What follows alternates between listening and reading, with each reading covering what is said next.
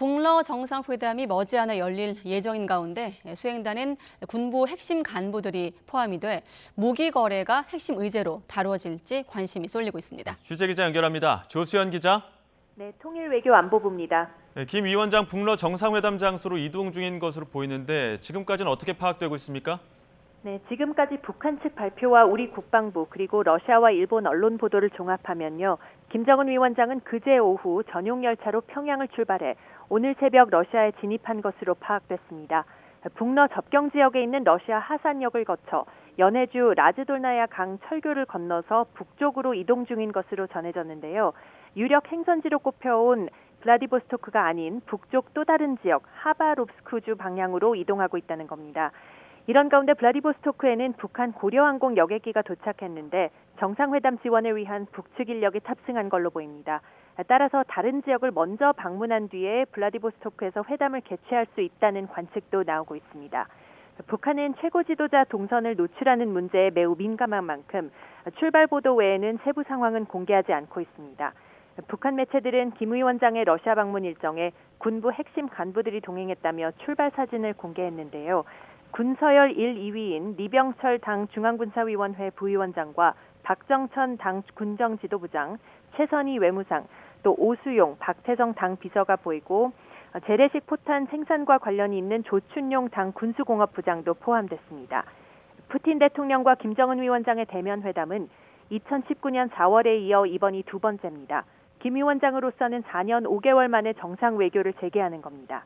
4년 전 회담 당시에도 김 위원장은 평양부터 블라디보스토크까지 1200km에 달하는 거리를 20여 시간에 걸쳐서 전용 열차로 이동했습니다.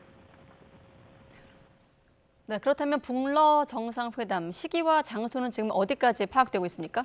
네, 현재로서는 블라디보스토크가 유력해 보이지만 크렘린궁은 러시아 극동 지역에서 수일 내에 열릴 것이라고 밝혀서 다른 장소도 배제할 수는 없습니다. 극동은 주로 블라디보스토크와 연해주 지역, 또 앞서 말씀드렸던 하바롭스크 그리고 보스토니치까지 아우르는 곳을 뜻합니다. 우리 정부는 내일 동방경제 포럼이 끝난 뒤에 북러 회담이 열릴 가능성이 큰 것으로 판단하고 있습니다. 핵심 의제는 많이 알려진 대로 무기 거래와 연합훈련 등 군사 협력 방안으로 예상되고 있습니다. 북한은 러시아에 무기를 공급하고 러시아는 북한의 첨단 핵기술을 이전하는 문제가 논의될 수 있다는 전망입니다. 크렘린궁은 양측이 양국 관계와 영내, 국제 정세를 논의할 것이고 미국의 무기 거래 경고는 자신들에게 중요하지 않다고 밝혔습니다. 또 외화벌이를 위해 북한 노동자의 러시아 파견을 늘리는 문제와 함께 러시아의 대북 식량 지원 논의도 예상해 볼 수 있는데요. 러시아 언론에 따르면 안드레이 루덴코 러시아 외무부 차관은 인도적 지원을 포함해 모든 이슈가 논의 대상이라며 식량 지원은 안보리 결의에서 제외된다고 언급하기도 했습니다.